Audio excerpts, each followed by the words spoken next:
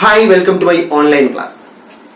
ഇന്ന് നമ്മൾ പഠിക്കുന്നത് Kerala state literacy mission higher secondary തുല്യത +2 സാമ്പത്തിക ശാസ്ത്രം. അതിൽ സ്ഥൂല സാമ്പത്തിക ശാസ്ത്രം അഥവാ മാക്രോ എക്കണോമിക്സിലെ രണ്ടാമത്തെ അധ്യായം ദേശീയ വരുമാനം കണക്കാക്കൽ എന്ന പാഠഭാഗമാണ്. നമുക്ക് ക്ലാസ്സിലേക്ക് കടക്കാം.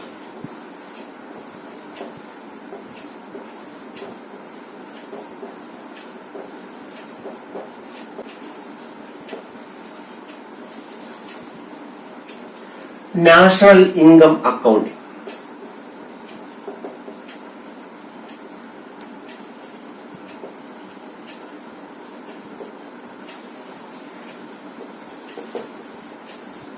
അപ്പൊ ദേശീയ വരുമാനം കണക്കാക്കൽ അഥവാ നാഷണൽ ഇൻകം അക്കൗണ്ട്.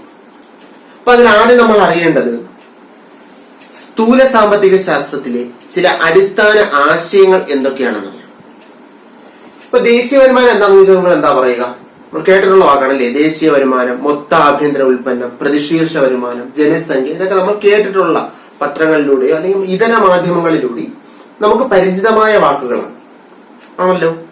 അപ്പോ ദേശീയ വരുമാനം എന്ന് കേട്ട് കഴിഞ്ഞാൽ നിങ്ങളുടെ മനസ്സിൽ എന്താ വരിക? ഒരു ദേശത്തിന്റെ അല്ലെങ്കിൽ ഒരു രാജ്യത്തിന്റെ മൊത്തം വരുമാനം, ഒരു രാജ്യത്തിന് കിട്ടുന്ന മൊത്തം വരുമാനം. നമ്മൾ എപ്പോഴും എക്കണോമിക്സിൽ എന്തായിരിക്കും പറയുക? റഫറൻസ് പീരീഡ് എന്ന് പറഞ്ഞാൽ എന്തായിരിക്കും? സാമ്പത്തിക വർഷത്തെ അടിസ്ഥാനപ്പെടുത്തിയായിരിക്കും അല്ലേ. അപ്പൊ ഒരു സാമ്പത്തിക വർഷം ഒരു രാജ്യത്തിന് കിട്ടുന്ന മൊത്തം വരുമാനം അഥവാ വരുമാനത്തിന്റെ ആകെ തുകയാണ് എന്ത്? ദേശീയ വരുമാനം എന്ന് പറയുന്നത്. ഓക്കെ. അപ്പൊ അതിനകത്ത് എന്തെല്ലാം കാര്യങ്ങൾ ഉൾപ്പെടും? ഒരു രാജ്യത്തിന് എങ്ങനെയെല്ലാം വരുമാനം കിട്ടും? ഈ രണ്ട് കാര്യങ്ങൾ നമ്മൾ അടിസ്ഥാനപരമായിട്ട് മനസ്സിലാക്കേണ്ടതായിട്ടുണ്ട്. എപ്പോഴും ഒരു രാജ്യത്തിന് വരുമാനം എന്ന് പറഞ്ഞാൽ ഏതൊക്കെ സ്രോതസ്സിൽ നിന്നാണ്? ഒന്ന്, സാധനങ്ങളുടെ ഉൽപാദനം അല്ലേ. രണ്ടാമത് എന്താണ്? സേവനങ്ങളുടെ ഉൽപാദനം. അപ്പൊ നമുക്ക് ഒറ്റ കാറ്റഗറി ആയിട്ട് പറയാം, സാധന സേവനങ്ങളുടെ പണമൂല്യം അല്ലെങ്കിൽ മൊത്തം മൂല്യം എന്ന് പറയും. അതോടൊപ്പം തന്നെ രാജ്യത്തിന് എന്തും കിട്ടാറുണ്ട്? വിദേശ രാജ്യങ്ങളിൽ നിന്ന് ഒരു വരുമാനം കിട്ടും. അതെങ്ങനെയാ കിട്ടുക? നമ്മുടെ രാജ്യത്തെ പൗരന്മാർ വിദേശ രാജ്യങ്ങളിൽ പോയി ജോലി ചെയ്ത് പൈസ നേടും. അതുപോലെ തന്നെ വിദേശ രാജ്യങ്ങളിലെ പൗരന്മാർ നമ്മുടെ രാജ്യത്തൊന്ന് ജോലി ചെയ്ത് അവരും കുറച്ച് പൈസ കൊണ്ടുപോകും. അപ്പൊ ഇത് തമ്മിലൊരു വ്യത്യാസം. അതിനാണ് നമ്മൾ പറയുക അറ്റ ഘടക വരുമാനം, വിദേശത്തു നിന്നുള്ള അറ്റ ഘടക വരുമാനം എന്ന് പറയും. അപ്പൊ ഇതൊക്കെ കൂടി ചേരുന്നതാണ് യഥാർത്ഥത്തിൽ എന്ത്? ദേശീയ വരുമാനം അഥവാ നാഷണൽ ഇൻകം എന്ന് പറയും. ഡെഫിനേഷനായിട്ട് ചോദിച്ചു കഴിഞ്ഞാൽ ഒരു രാജ്യത്ത് ഒരു സാമ്പത്തിക വർഷം ഉൽപ്പാദിപ്പിക്കപ്പെടുന്ന സാധന സേവനങ്ങളുടെ മൊത്തം മൂല്യത്തോടൊപ്പം വിദേശത്തു നിന്നുള്ള അറ്റ ഘടക വരുമാനവും കൂടി ചേർക്കുന്നതാണ് എന്ത്? ദേശീയ വരുമാനം. അപ്പൊ ഇവിടെ കുറച്ച് ടേംസ് നമ്മൾ അറിയേണ്ടതായിട്ടുണ്ട്. ഒന്ന്, സാമ്പത്തിക വർഷം എന്ന് പറഞ്ഞു അല്ലേ. സാമ്പത്തിക വർഷം. രണ്ടാമത് പറഞ്ഞ പോയിന്റ് ആണ് അന്തിമ സാധനങ്ങൾ.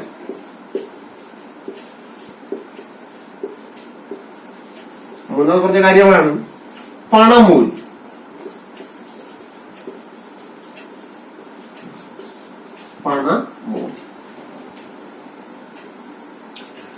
അപ്പൊ എന്താണ് സാമ്പത്തിക വർഷം അല്ലെങ്കിൽ ഫിനാൻഷ്യൽ ഇയർ എന്ന് പറയുക? ഒരു രാജ്യത്തിന്റെ അക്കൗണ്ടിങ്, ആ രാജ്യത്തിന്റെ കണക്കുകൾ പ്രസ്താവിക്കുന്ന ഇയർ ആണ് ഫിനാൻഷ്യൽ ഇയർ അഥവാ സാമ്പത്തിക വർഷം. സാധാരണഗതിയിൽ ഇന്ത്യയിലാണെങ്കിൽ ഏപ്രിൽ 1 മുതൽ അടുത്ത വർഷം മാർച്ച് 31 വരെയാണ് ഇന്ത്യയിലെ സാമ്പത്തിക വർഷം അഥവാ ഫിനാൻഷ്യൽ ഇയർ എന്ന് പറയുന്നത്. അപ്പം സാമ്പത്തിക വർഷം ആരംഭിക്കുന്നത് ഏത് മാസമാണ്?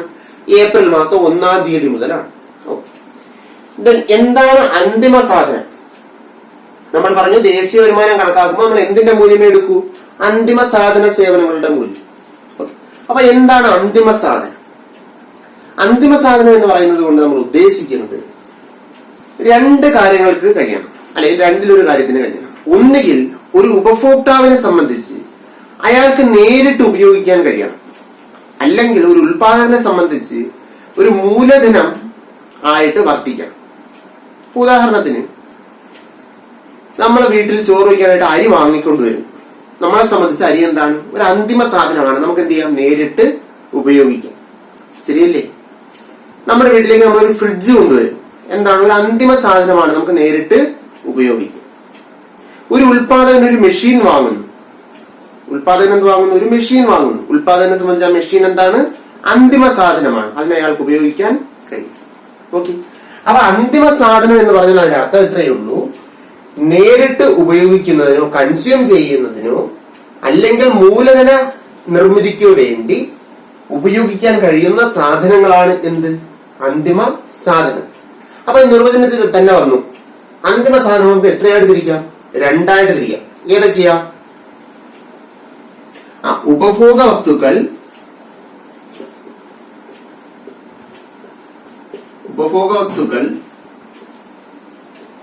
അതുപോലെ തന്നെ മൂലധന വസ്തുക്കൾ.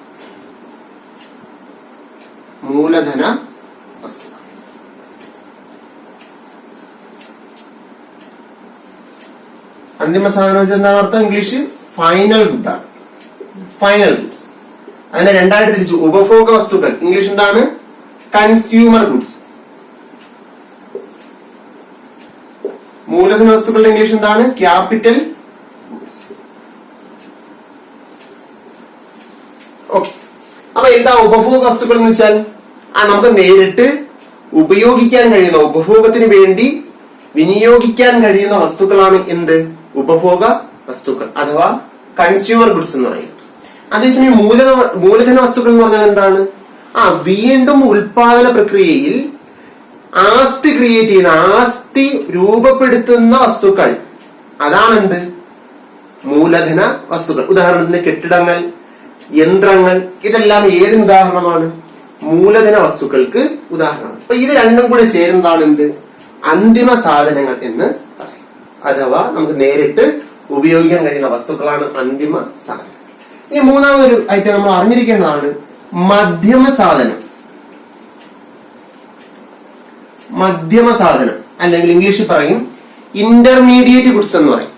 മധ്യമ സാധനം അഥവാ ഇന്റർമീഡിയറ്റ് ഗുഡ്സ് എന്ന് പറഞ്ഞാൽ എന്താ അർത്ഥം? ഉൽപാദന പ്രക്രിയയിൽ വീണ്ടും കടന്നു പോകുന്ന വസ്തുക്കൾ, ഉൽപാദന പ്രക്രിയയുടെ ഭാഗമായി വീണ്ടും കടന്നു പോകുന്ന വസ്തുക്കളാണ് എന്ത്? മധ്യമ വസ്തുക്കൾ അല്ലെങ്കിൽ മധ്യമ സാധനങ്ങൾ എന്ന് പറയുന്നത്. സാധാരണഗതിയിലുള്ള എല്ലാ അസംസ്കൃത വസ്തുക്കളും എന്താണ്? മധ്യമ സാധനങ്ങളാണ്. ശരിയല്ലേ? ഇനി ഞാൻ ഒരു കാര്യം ചോദിച്ചോട്ടെ. ഇപ്പൊ തേയില എന്ന് പറഞ്ഞൊരു വസ്തു എടുക്കാം, അല്ലെങ്കിൽ മാവ്, അരിപ്പൊടി, ഇങ്ങനെയുള്ള വസ്തുക്കൾ എടുക്കാം. ഇപ്പൊ ഒരു വ്യക്തി അയാളുടെ വീട്ടാവശ്യത്തിന് വേണ്ടി വസ്തുക്കൾ വാങ്ങിയാൽ അവ എന്തായിരിക്കും? അന്തിമ സാധനങ്ങളായിരിക്കും. അതേസമയം ഇവ ഒരു ഹോട്ടൽ ഉടമയാണ് വാങ്ങുന്നത് എങ്കിൽ, അല്ലെങ്കിൽ ഹോട്ടലിന്റെ ആവശ്യത്തിലേക്കാണ് വാങ്ങുന്നതെങ്കിൽ, ഇവ എന്തായിട്ട് മാറും? മധ്യമ വസ്തുക്കളായിട്ട് മാറും. കാരണം എന്താണ്? ഹോട്ടലുകാരൻ വീണ്ടും ഇതിനകത്ത് നിന്ന് ആസ്തി ക്രിയേറ്റ് ചെയ്യാൻ, അല്ലെ, മൂലധനം വീണ്ടും ക്രിയേറ്റ് ചെയ്തുകൊണ്ടിരിക്കും. അപ്പൊ അതെന്താണ്? വീണ്ടും ഉൽപാദന പ്രക്രിയ കടന്നു പോകും. അപ്പൊ തേയില വാങ്ങുന്നു, ആര് വാങ്ങുന്നു? ഒരു ഹോട്ടൽ ഉടമയാണ് വാങ്ങുന്നത് എങ്കിൽ അത് ഏതിനകത്ത് വരും? മധ്യമ വസ്തുക്കൾ എന്നതിനകത്ത് വരും. അതേസമയം ഒരു ഗാർഹിക ആവശ്യത്തിന് വേണ്ടി, വീട്ടാവശ്യത്തിന് വേണ്ടിയാണ് ഒരു ഉപഭോക്താവ് വാങ്ങുന്നത് എങ്കിൽ അത് ഏതിനകത്ത് വരും? അന്തിമ സാധനത്തിൽ. ഇനി നമ്മൾ അറിയേണ്ടത് എന്താണ് പണമൂല്യം എന്നാണ്. എന്താണ് പണമൂല്യം അഥവാ മണി വാല്യൂ? മണി വാല്യൂ, പണമൂല്യം അഥവാ മണി വാല്യൂ എന്ന് പറഞ്ഞാൽ ഒരു വസ്തുവിന്റെ യഥാർത്ഥ മൂല്യത്തെ നമ്മൾ എന്ത് ചെയ്യുന്നു? പണത്തിന്റെ അടിസ്ഥാനത്തിൽ പ്രസ്താവിക്കുന്നു. ശരിക്കും പറഞ്ഞാൽ വില അല്ലേ? നമ്മളുടെ വില എന്ന് പറയുന്നത് നമുക്ക് ഒരു സ്റ്റാൻഡേർഡ് ആയിട്ട് പറഞ്ഞാൽ മതി. ഒരു വസ്തുവിന്റെ യഥാർത്ഥ മൂല്യത്തെ പണത്തിന്റെ അടിസ്ഥാനത്തിൽ പ്രസ്താവിക്കുന്നതാണ് എന്ത്? അതിന്റെ പണമൂല്യം. അപ്പൊ അടിസ്ഥാനപരമായിട്ട് ഈ ആശയങ്ങൾ മനസ്സിലാക്കുക. അപ്പൊ എന്താണ് ദേശീയ വരുമാനം എന്ന് ചോദിച്ചു കഴിഞ്ഞാൽ, ഒരു സാമ്പത്തിക വർഷം ഒരു രാജ്യത്ത് ഉൽപ്പാദിപ്പിക്കുന്ന സാധന സേവനങ്ങളുടെ ആകെ പണമൂല്യമാണ് എന്ത്? ദേശീയ വരുമാനം. അതിനോടൊപ്പം എന്ത് ചേരും? വിദേശത്ത് നിന്നുള്ള അറ്റ ഘടക വരുമാനവും കൂടി ചേരും. അതായത് ഇങ്ങനെ പറയണം, ഒരു സാമ്പത്തിക വർഷം ഒരു രാജ്യത്ത് ഉൽപ്പാദിപ്പിക്കുന്ന സാധന സേവനങ്ങളുടെ മൊത്തം മൂല്യം അല്ലെങ്കിൽ പണമൂല്യത്തോടു കൂടി വിദേശത്ത് നിന്നുള്ള അറ്റ ഘടക വരുമാനവും കൂടി ചേരുന്നതാണ് എന്ത്? ദേശീയ വരുമാനം എന്ന് പറയുക. ഇനി നമ്മൾ അറിയേണ്ടത് സ്റ്റോക്ക് ഫ്ലോ. സ്റ്റോക്ക് എന്ന് വെച്ചാൽ ശേഖരം, ഫ്ലോ എന്ന് പറഞ്ഞാൽ പ്രവാഹം. അതായത് സ്ഥൂല സാമ്പത്തിക ശാസ്ത്രത്തിലെ ചരങ്ങളെ, വേരിയബിൾസിനെ നമ്മൾ ശേഖരം, പ്രവാഹം എന്നിങ്ങനെ രണ്ടായിട്ട് തിരിച്ചിട്ടുണ്ട്. എന്ന് പറഞ്ഞാൽ ഒരു നിശ്ചിത സമയബിന്ദുവിൽ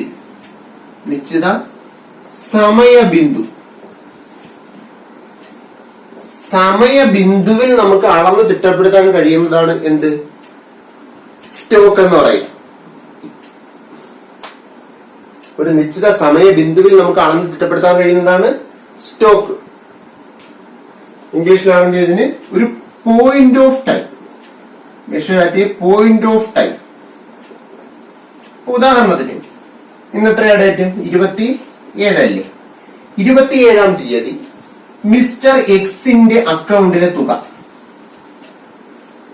27 സെപ്റ്റംബർ 27-ാം തീയതി മിസ്റ്റർ എക്സിന്റെ അക്കൗണ്ടിലെ തുക എന്ന് പറയുന്നത് എന്താണ്? ഒരു ശേഖരമാണ്. ഒരാളിന്റെ വെൽത്ത്, ധനം എന്ന് പറയുന്നത് എന്താണ്? ഒരു ശേഖരമാണ്. മനസ്സിലായി? അപ്പൊ ഒരു സ്പെസിഫിക് പീരീഡിൽ കിട്ടുന്നതെല്ലാം ശേഖരമാണ്, സ്റ്റോക്കാണ്. അതേസമയം ഒരു നിശ്ചിത കാലയളവിൽ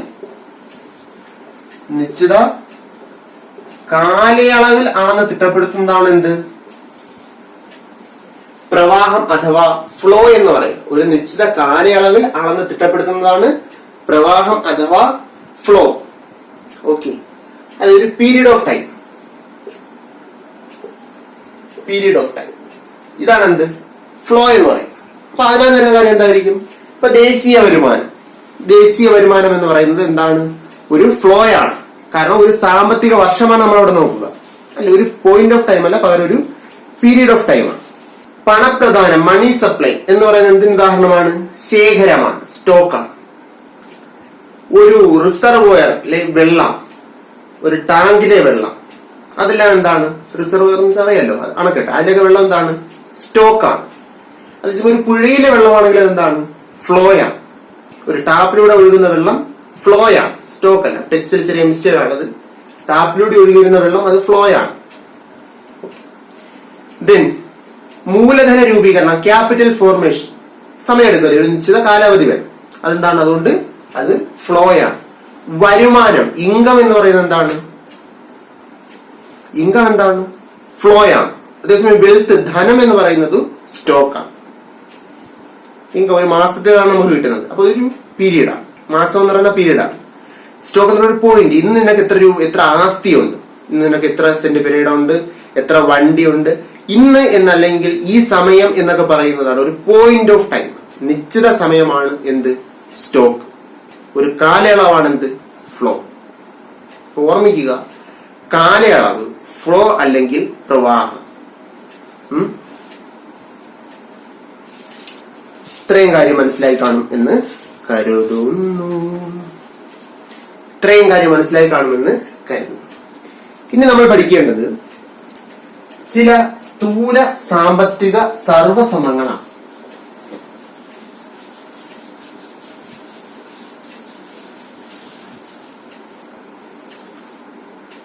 സ്ഥൂല സാമ്പത്തിക സർവസമങ്ങൾ. സം macro economic identities. Macro economic identities അഥവാ ചില സ്ഥൂല സാമ്പത്തിക സർവസം. അതിലാദ്യം നമ്മൾ അറിയേണ്ടത് മൊത്ത ആഭ്യന്തര ഉൽപ്പന്നം അഥവാ GDP എന്താണ്? GDP അഥവാ മൊത്ത ആഭ്യന്തര ഉൽപ്പന്നം, ഗ്രോസ് ഡൊമസ്റ്റിക് പ്രോഡക്റ്റ്. അപ്പൊ ആഭ്യന്തരം, ഡൊമസ്റ്റിക് എന്ന വാക്ക് കേൾക്കുമ്പോൾ നമ്മുടെ ഡെഫിനിഷന്റെ എല്ലാം നമ്മൾ എന്ത് ചേർത്ത് എഴുതുക? ആഭ്യന്തര എന്ന വാക്കും കൂടി ഉൾപ്പെടുത്തി എഴുതുക. അതായത് ഒരു രാജ്യത്തിന്റെ ആഭ്യന്തര അതിർത്തിക്കുള്ളിൽ ഒരു സാമ്പത്തിക വർഷം ഉൽപ്പാദിപ്പിക്കപ്പെടുന്ന സാധന സേവനങ്ങളുടെ മൊത്തം മൂല്യം. അല്ലെ? ഇവിടെ എന്ത് മാത്രമേ വ്യത്യാസമുള്ളൂ? ഒരു രാജ്യത്തിന്റെ ആഭ്യന്തര അതിർത്തി കൂടെ പറഞ്ഞാൽ മതി. ഒരു രാജ്യത്തിന്റെ ആഭ്യന്തര അതിർത്തിക്കുള്ളിൽ ഒരു സാമ്പത്തിക വർഷം ഉൽപ്പാദിപ്പിക്കപ്പെടുന്ന സാധന സേവനങ്ങളുടെ മൊത്തം മൂല്യമാണ് എന്ത്? മൊത്ത ആഭ്യന്തര ഉൽപാദനം അഥവാ GDP എന്ന് പറയും. GDP നമ്മൾ രണ്ട് രീതിയിൽ അളക്കാറുണ്ട്. ഒന്ന് GDP അറ്റ് മാർക്കറ്റ് പ്രൈസും, രണ്ടാമത്തേത് GDP at factor cost. Market price എന്ന് പറഞ്ഞാൽ എന്താ? കമ്പോള വില. കമ്പോള വിലയുടെ അടിസ്ഥാനത്തിലുള്ള GDPയും ഘടക ചെലവിന്റെ അടിസ്ഥാനത്തിലുള്ള GDP എന്നിങ്ങനെ രണ്ടായിട്ട് പറയാറുണ്ട്. അപ്പൊ എന്താണ് ഇതിന്റെ വ്യത്യാസം? ഇതിൽ ഏതായിരിക്കും സ്വാഭാവികമായിട്ട് വലിയ സംഖ്യ? GDP അറ്റ് മാർക്കറ്റ് പ്രൈസ് ആയിരിക്കും. കാരണം എന്താണ്? ഘടക ചെലവിലുള്ള GDPയുടെ കൂടെ അറ്റപരോക്ഷ നികുതികൾ അഥവാ നെറ്റ് ഇൻഡയറക്ട് ടാക്സ്, അറ്റപരോക്ഷ നികുതികൾ കൂട്ടിച്ചേർക്കുമ്പോഴാണ് നമുക്ക് എന്ത് കിട്ടുക? GDP അറ്റ് മാർക്കറ്റ് പ്രൈസ് കിട്ടുക. ഘടക ചെലവിന്റെ കൂടെ എപ്പോഴും അറ്റപരോക്ഷ നികുതികൾ കൂട്ടിച്ചേർത്ത് കഴിഞ്ഞാൽ നമുക്ക് എന്ത് കിട്ടും? കമ്പോള വിലയിലുള്ള ചരങ്ങൾ കിട്ടും. മനസ്സിലായോ? അപ്പോൾ ഉള്ള വലിയ സംഖ്യ ആരാണ്? GDP at market price. സാധാരണ നെറ്റ് ഇൻഡയറക്ട് ടാക്സ് എന്ന് പറയുന്നത് പോസിറ്റീവ് സംഖ്യയായിരിക്കും, ഒരു അതിസംഖ്യയായിരിക്കും. ഇത് എല്ലാവർക്കും മനസ്സിലായി കാണുമെന്ന് കരുതുന്നു. അടുത്ത നമ്മൾ അറിയേണ്ടത് മൊത്തം ദേശീയ ഉൽപ്പന്നമാണ്, ഗ്രോസ് നാഷണൽ പ്രോഡക്റ്റ്. മൊത്തം ദേശീയ ഉൽപ്പന്നം, ഗ്രോസ് നാഷണൽ പ്രോഡക്റ്റ്. അപ്പൊ ഇവിടെ എന്തായിരുന്നു? മൊത്ത ആഭ്യന്തര ഉൽപ്പന്നമായിരുന്നു അല്ലേ? ഇവിടെ എന്തായി? ഒരു മൊത്ത ദേശീയ ഉൽപ്പന്നം. അപ്പൊ ഇവിടെ എന്താ വരിക? ഒരു രാജ്യത്ത് എന്നാണ്, ആഭ്യന്തരം എന്നത് മാറി ഒരു രാജ്യത്ത് ഒരു സാമ്പത്തിക വർഷം ഉൽപ്പാദിപ്പിക്കുന്ന സാധന സേവനങ്ങളുടെ മൊത്തം മൂല്യം എന്നാണ് അർത്ഥം. അപ്പൊ ഇതിനകത്ത് എന്തും കൂടി ഉൾപ്പെടും? വിദേശത്ത് നിന്നുള്ള അറ്റ ഘടക വരുമാനവും കൂടി ഏതിനകത്ത് ഉൾപ്പെടും? GNPക്കകത്ത് ഉൾപ്പെടും. ഓക്കെ, വിദേശത്ത് നിന്നുള്ള അറ്റ ഘടക വരുമാനം ഏതിന്റെ കൂടെ കൂട്ടിയാൽ മതി? GDPയുടെ കൂടെ കൂട്ടുക. GDPയുടെ കൂടെ വിദേശത്ത് നിന്നുള്ള അറ്റ ഘടക വരുമാനം, net factor income from abroad കൂട്ടുക. അത് കൂട്ടിക്കഴിഞ്ഞാൽ നമുക്ക് എന്ത് കിട്ടും? GNP കിട്ടും, മൊത്ത ദേശീയ ഉൽപ്പന്നം കിട്ടും. അപ്പൊ മൊത്ത ആഭ്യന്തര ഉൽപ്പന്നത്തിന്റെ കൂടെ വിദേശത്ത് നിന്നുള്ള അറ്റ ഘടക വരുമാനം കൂട്ടുക. ഇനി എന്താണ് ഈ വിദേശത്ത് നിന്നുള്ള അറ്റ ഘടക വരുമാനം അല്ലെങ്കിൽ net factor income from abroad എന്ന് പറയുക? നമ്മുടെ രാജ്യത്തെ പൗരന്മാർ വിദേശ രാജ്യങ്ങളിൽ നിന്ന് ആർജിക്കുന്ന വരുമാനവും വിദേശ രാജ്യങ്ങളിലെ പൗരന്മാർ നമ്മുടെ രാജ്യത്ത് നിന്ന് ആർജിക്കുന്ന അല്ലെങ്കിൽ നേടുന്ന വരുമാനവും തമ്മിലുള്ള വ്യത്യാസം. അതായത് നമ്മുടെ നാട്ടിലുള്ള ഒരു ഗൾഫിൽ പോയി അല്ലെങ്കിൽ മറ്റു രാജ്യങ്ങളിൽ പോയി ജോലി ചെയ്ത് കിട്ടുന്ന പൈസയും വേറെ രാജ്യത്ത് വെളി രാജ്യത്തുള്ളവര് നമ്മുടെ രാജ്യത്ത് നിന്ന് നേടുന്ന പൈസയും തമ്മിലുള്ള വ്യത്യാസം. ആ വ്യത്യാസമാണ് എന്ത്? Net factor income from abroad എന്ന് പറയുക. ഓക്കെ, അത് GDPയുടെ കൂടെ കൂട്ടിയാൽ എന്ത് കിട്ടും? GNP കിട്ടും. ഇനി നമ്മൾ അറിയേണ്ട രണ്ട് ടേംസ് ആണ് അറ്റ ആഭ്യന്തര ഉൽപ്പന്നം അഥവാ NDP, നെറ്റ് ഡൊമസ്റ്റിക് പ്രോഡക്റ്റ്. അതുപോലെ അറ്റ ദേശീയ ഉൽപ്പന്നം അഥവാ NNP. അപ്പൊ നമ്മൾ നോക്കൂ, ഇവിടെ D മാറി ഇതിനകത്ത് N ആയി. നടക്കാത്ത കാര്യം. DN നമ്മൾ എന്ത് കൂട്ടും?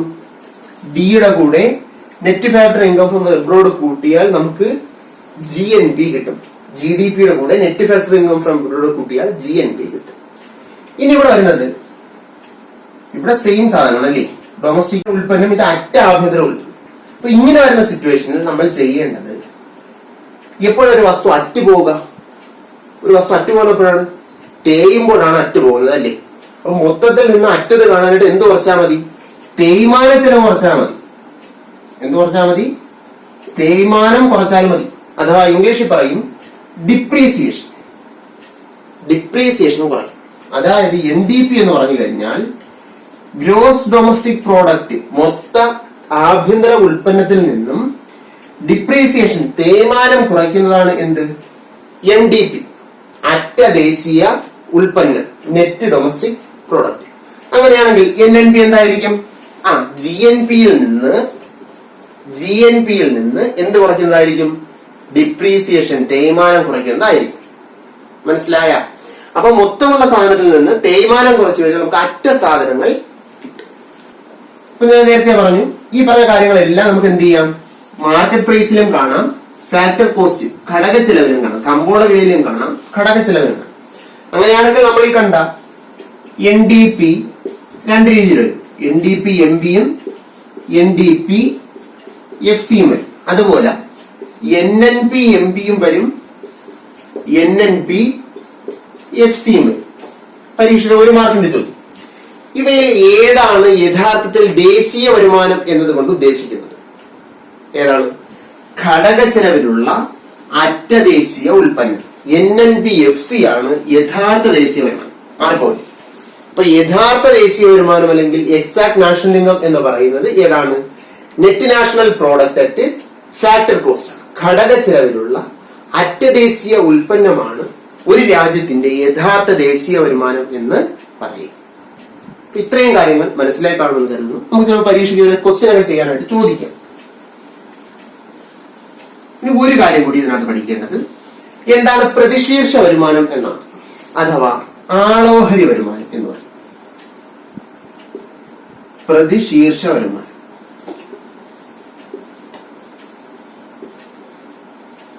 പെർ ക്യാപിറ്റ എന്താണ് പ്രതിശീർഷ വരുമാനം എന്ന് പറഞ്ഞാൽ? ഒരു രാജ്യത്തിന്റെ ദേശീയ വരുമാനത്തെ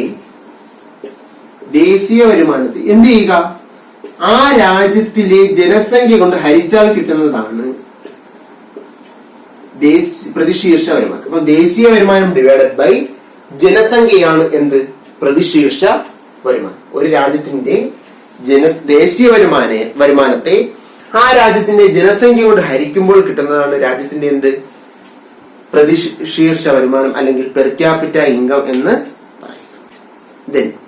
അടുത്തറിയേണ്ട കാര്യം വ്യക്തിഗത വരുമാനമാണ് അല്ലെങ്കിൽ പേഴ്സണൽ ഇൻകം. വ്യക്തിഗത വരുമാനം അഥവാ പേഴ്സണൽ ഇൻകം. അപ്പൊ ഒരു വ്യക്തിക്ക് ഒരു സാമ്പത്തിക വർഷം എല്ലാ സ്രോതസ്സിൽ നിന്നും ലഭിക്കുന്ന വരുമാനം, ഒരു വ്യക്തിക്ക് ഒരു സാമ്പത്തിക വർഷം എല്ലാ സ്രോതസ്സിൽ നിന്നും ലഭിക്കുന്ന വരുമാനമാണ് എന്ത്? വ്യക്തിഗത വരുമാനം എന്ന് പറയും. ഈ വ്യക്തിഗത വരുമാനം കണക്കാക്കുന്നതിന് ചില രീതിയുണ്ട്. Personal income is equal to ദേശീയ വരുമാനം net national product at factor cost minus വിതരണം ചെയ്യാത്ത ലാഭം. ഒന്നും കിട്ടുന്നതല്ല, അൺഡിസ്ട്രിബ്യൂട്ടഡ് പ്രോഫിറ്റ് അതിനകത്ത് ഉൾപ്പെടും, പക്ഷെ വ്യക്തിക്ക് കിട്ടൂല. വിതരണം ചെയ്യാത്ത ലാഭം, വിതരണം ചെയ്യപ്പെടാത്ത ലാഭം മൈനസ് കോർപ്പറേറ്റ് നികുതി എന്ന് പറയും. മൈനസ് കോർപ്പറേറ്റ് നികുതി,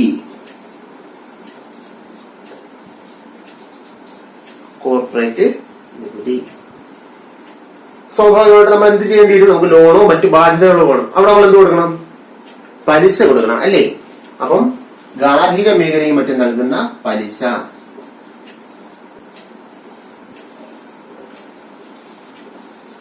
പ്ലസ് ഗവൺമെന്റ് നമുക്ക് എന്ത് ചെയ്യാറുണ്ട്? സബ്സിഡി നൽകും, അല്ലേ? സബ്സിഡി. ഇത്രയും ചേരുന്നതാണ് എന്ത്? ഇതാണ് പേഴ്സണൽ ഇൻകം എന്ന് പറയുന്നത്. സബ്സിഡി എന്ന് പറയുന്നത് നമുക്ക് അല്ലെങ്കിൽ പറയാം മാറ്റടവുകൾ, രണ്ടും പറയാറുണ്ട് കേട്ടോ. മാറ്റടവുകൾ എന്ന് പറയും.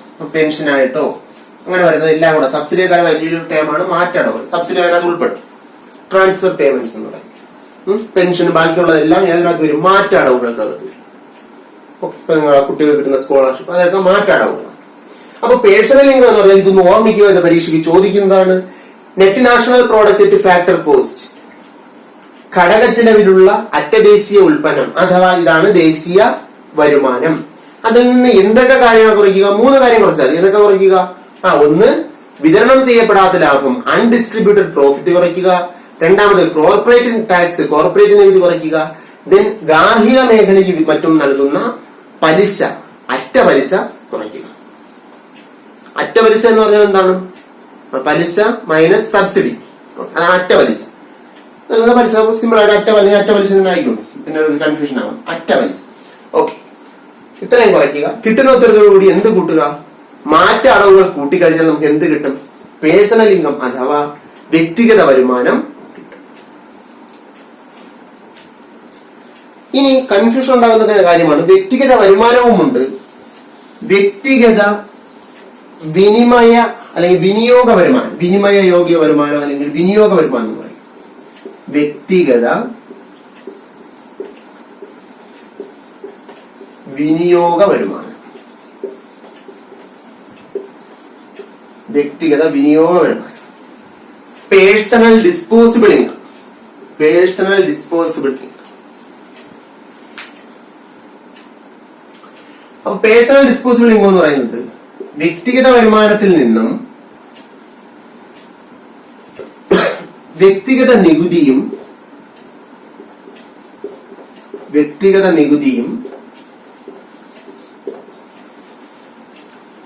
നികുതി ഇതര അടവുകൾ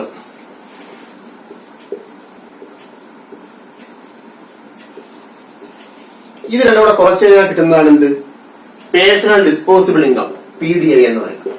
വ്യക്തിഗത നികുതിക്കകത്ത് രണ്ട് കാര്യങ്ങളാണ് വരുന്നത്.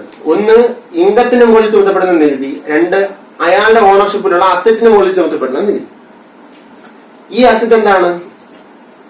കെട്ടിടം അല്ലെങ്കിൽ മെഷീനറി അങ്ങനെയുള്ളതായിരിക്കില്ല. അപ്പൊ വസ്തു, ആസ്തി, വാഹനങ്ങൾ ഇങ്ങനെയുള്ള അസറ്റുകൾ, ആസ്തികൾ, അതിന് ചുമത്തപ്പെടുന്ന നികുതിയല്ല, വ്യക്തിഗത നികുതിയാണ്. നികുതി ഇതര അടവുകൾ എന്ന് പറയുന്നത് ഫീസ്, പെനാൽറ്റി, ഫൈൻ അടച്ചേരും. അത് നികുതിയല്ല. ഫൈൻ എന്ന് പറയുന്നത് എന്താണ്? നികുതി ഇതര അടവുകളാണ്. ഓക്കെ. ഇനി അറ്റപരോക്ഷ നികുതി എന്ന് പറഞ്ഞാൽ എന്താ? പരോക്ഷ നികുതിയിൽ നിന്ന് എന്ത് കുറച്ചാൽ മതി? സബ്സിഡി കുറച്ചു കഴിഞ്ഞാൽ നമുക്ക് എന്ത് കിട്ടും? അറ്റപരോക്ഷ നികുതി എന്ന് കിട്ടും. അപ്പൊ നമ്മൾ പഠിച്ചു, GDP പഠിച്ചു. എന്താണ് GDP എന്ന് പറഞ്ഞ കാര്യം? മൊത്ത ആഭ്യന്തര ഉൽപ്പന്നം അല്ലെ, ഒരു രാജ്യത്തിന്റെ ആഭ്യന്തര അതിർത്തി. അവിടെ അത് മാത്രം ഓർമ്മിച്ചാൽ മതി. GNP ആകുമ്പോഴോ GDP, മൊത്ത ആഭ്യന്തര ഉൽപ്പന്നം എന്ന് പറഞ്ഞാൽ ആഭ്യന്തര അതിർത്തിക്കുള്ളിൽ ഉൽപ്പാദിപ്പിക്കുന്ന സാധന സേവനങ്ങളുടെ മൊത്തം മൂല്യം. ഈ അവസാന സമയം ആരെയും കാണൂല. അത് GNP ആകുമ്പോൾ എന്താണ്? ഒരു രാജ്യത്ത് ഉൽപ്പാദിപ്പിക്കുന്നത് എന്ന് പറയുക. ദെൻ GDPയിൽ നിന്നും നമ്മൾ GDPയുടെ കൂടെ എന്ത് കൂട്ടിയാൽ മതി? Net factor income from abroad, വിദേശത്തു നിന്നുള്ള അറ്റഘടക വരുമാനം കൂട്ടുമ്പോഴാണ് നമുക്ക് എന്ത് കിട്ടുക? GNP കിട്ടുന്നത്. ഇനി GDPയിൽ നിന്ന് നമ്മൾ എന്ത് കുറയ്ക്കുന്നു? തേയ്മാനം കുറച്ചാൽ നമുക്ക് എന്ത് കിട്ടും? NDP കിട്ടും. GNPയിൽ നിന്ന് തേയ്മാനം കുറച്ചാലോ നമുക്ക് NNP കിട്ടും. ഇത് രണ്ടും നമുക്ക് ഇതിനെല്ലാത്തിനും നമുക്ക് എങ്ങനെ കണ്ടുപിടിക്കാം? ഘടക ചെലവിനും കണ്ടുപിടിക്കാം, കമ്പോള വിലയിലും കണ്ടുപിടിക്കാം. എന്താണ് ഇവ തമ്മിലുള്ള വ്യത്യാസം? ഘടക ചെലവിന്റെ കൂടെ എന്ത് കൂട്ടിയാൽ മതി? ഘടക ചെലവിന്റെ കൂടെ എന്ത് കൂട്ടിയാൽ മതി? അറ്റപരോക്ഷ നികുതി കൂട്ടിയാൽ നമുക്ക് എന്ത് കിട്ടും? കമ്പോള വില കിട്ടും അല്ലേ? ഘടക ചെലവിന്റെ കൂടെ അറ്റപരോക്ഷ നികുതി കൂട്ടിയാൽ നമുക്ക് എന്ത് കിട്ടും? കമ്പോള വില കിട്ടും. ഇത്രയും കാര്യം ക്ലിയർ ആയല്ലോ? ഡൗട്ട് ഇല്ലല്ലോ? ഇനി NNPFC ആണ് നമ്മൾ എന്ത് പറയുക? ദേശീയ വരുമാനം എന്ന് പറയുന്ന ഒരു മാർക്കിന്റെ ക്വസ്റ്റ്യൻ ആണ്. ഏത്? വരുമാനത്തിന്റെ ചാക്രിക പ്രവാഹം.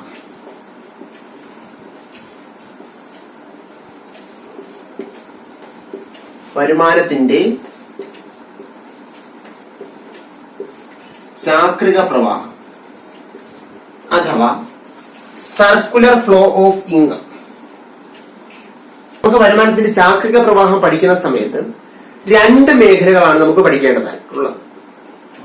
സാധാരണ 3-4 മേഖലകൾ വരെ നമുക്ക് പഠിക്കേണ്ടതായി വരും. പക്ഷെ നമ്മൾ ഫസ്റ്റ് പഠിച്ചു തുടങ്ങുന്ന ആൾക്കാരായതുകൊണ്ടും തുല്യതയുടെ പാഠ്യപദ്ധതി ആയതുകൊണ്ടും നമുക്ക് ദ്വിമേഖല വരുമാന ചാക്രിക പ്രവാഹം, 2 മേഖലകൾ മാത്രമുള്ള ഒരു സമ്പദ് വ്യവസ്ഥയില് വരുമാനം എങ്ങനെ സൃഷ്ടിക്കപ്പെടുന്നു, അത് എങ്ങനെയാണ് ഒരു മേഖലയിൽ നിന്ന് മറ്റൊരു മേഖലയിലേക്ക് ഒഴുകുന്നത്, അതാണ് വരുമാനത്തിന്റെ ചാക്രിക പ്രവാഹം കാണിക്കുന്നത്. ഓക്കെ. അപ്പൊ നമുക്കിവിടെ 2 മേഖലകളാണുള്ളത്. ഒന്ന് ഉൽപാദന മേഖലയും മറ്റൊന്ന് ഗാർഹിക മേഖലയും.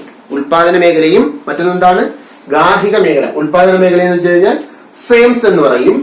ഗാർഹിക മേഖല എന്ന് പറഞ്ഞാൽ നമ്മൾ പറയും ഹൗസ് ഹോൾഡ് സെക്ടർ എന്ന് പറയും. ഇത് രണ്ടും കൂടെ ചേരുന്നതാണ് സമ്പദ് വ്യവസ്ഥയിലെ 2 മേഖലകൾ. അപ്പോ ഈ മേഖലകൾ ചേർന്ന് നടക്കുന്ന പ്രധാനപ്പെട്ട സാമ്പത്തിക പ്രവർത്തനങ്ങൾ ഏതൊക്കെയായിരിക്കും? ഉൽപാദനം കാണും, ഉപഭോഗം കാണും, വിതരണം കാണും. നമ്മൾ പഠിച്ചതാണ് ഒരു സമ്പദ് വ്യവസ്ഥയിലെ പ്രധാന സാമ്പത്തിക പ്രവർത്തനങ്ങൾ എന്ന് പറയുന്നത് ഏതൊക്കെയാണ്?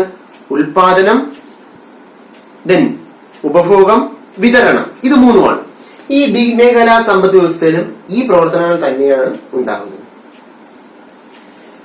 സാധാരണ ഈ മേഖല നോക്കൂ, ഉൽപാദന ഘടകങ്ങൾ ആരുടെ കയ്യിലായിരിക്കും? ഗാർഹിക മേഖലയുടെ കയ്യിലായിരിക്കും. ഈ ഉൽപാദന ഘടകങ്ങൾ എവിടെ നിന്ന് എങ്ങോട്ട് പോകും? ഗാർഹിക മേഖലയിൽ നിന്നും എങ്ങോട്ട് പോകുന്നു? ഉൽപാദന മേഖലയിലേക്ക് പോകുന്നു. ഇതാണ് ഉൽപാദന ഘടകങ്ങളാണ് ആദ്യം പോകുന്നത്. ഉൽപാദന ഘടകം. ഈ പരീക്ഷ എഴുതുമ്പോൾ ഈ 50 ഇടാൻ മറക്കല്ലേ. ഉൽപാദന ഘടകം ഏതൊക്കെയാണ്? ഭൂമി, തൊഴിൽ ശക്തി, മൂലധനം, സംഘാടനം. മൂലധനം, സംഘാടനം. ഇതാണ് ഉൽപാദന ഘടകങ്ങൾ. അത് ഗാർഹിക മേഖലയിൽ നിന്ന് ഉൽപാദന മേഖലയിലേക്ക്. സ്വാഭാവികമായിട്ടും ഉൽപാദന മേഖലയിൽ എത്തിക്കഴിഞ്ഞാൽ അതിന്റെ ഒരു ഘടക പ്രതിഫലം കാണും. ശരിയല്ലേ? ആ ഘടക പ്രതിഫലം എവിടെ നിന്ന് ഇങ്ങോട്ട് പോകും? ഉൽപാദന മേഖലയിൽ നിന്ന് ഗാർഹിക മേഖലയിലേക്ക് പോകും. ഘടക പ്രതിഫലം എങ്ങനെ പോകുന്നു? ഭൂമിക്ക് എന്ത് കിട്ടും? പാട്ടം, തൊഴിൽ ശക്തിക്ക് വേതനം അല്ലെങ്കിൽ ശമ്പളം, മൂലധനത്തിന് പലിശ, സംഘാടനത്തിന് ലാഭം. ഈ രൂപത്തില് ഘടക പ്രതിഫലം ഉൽപാദന മേഖലയിൽ നിന്ന് എങ്ങോട്ട് പോകുന്നു? ഗാർഹിക മേഖലയിലേക്ക് പോകും. ഇത് രണ്ടും ക്ലിയർ ആയ? അപ്പൊ ആദ്യഘട്ടത്തിൽ ചെയ്യുന്നത് ഗാർഹിക മേഖലയിൽ നിന്ന് ഉൽപാദന ഘടകങ്ങൾ എങ്ങോട്ട് പോകുന്നു? ഉൽപാദന മേഖലയിലേക്ക് പോകുന്നു. ഉൽപാദന മേഖലയിൽ നിന്ന് തിരിച്ചതിന്റെ ഘടക പ്രതിഫലം ഗാർഹിക മേഖലയിലേക്ക്. ഇനി ഉൽപാദന ഘടകം കിട്ടിയ ഉൽപാദന മേഖല വെറുതെ ഇരിക്കുമോ? ഇല്ല. അവരെന്ത് ചെയ്യും? സാധന സേവനങ്ങൾ ഉൽപ്പാദിപ്പിക്കും. ശരിയാണല്ലോ? അപ്പൊ സാധന സേവനങ്ങൾ ഉൽപ്പന്ന രൂപേണ സാധന സേവനങ്ങൾ ഉൽപ്പന്നങ്ങളായിട്ട് എങ്ങോട്ട് പോകും? ഉൽപാദന മേഖലയിൽ നിന്ന് ഗാർഹിക മേഖലയിലേക്ക് പോകും. അപ്പൊ അവരെന്ത് കൊടുക്കുന്നതിന്? അതിന് ചെലവുണ്ടല്ലേ, പൈസ ഉണ്ട്. ഇതിന്റെ വില, സാധന സേവനങ്ങളുടെ മേലുള്ള ചെലവ്, സാധന സേവനങ്ങളുടെ മേലുള്ള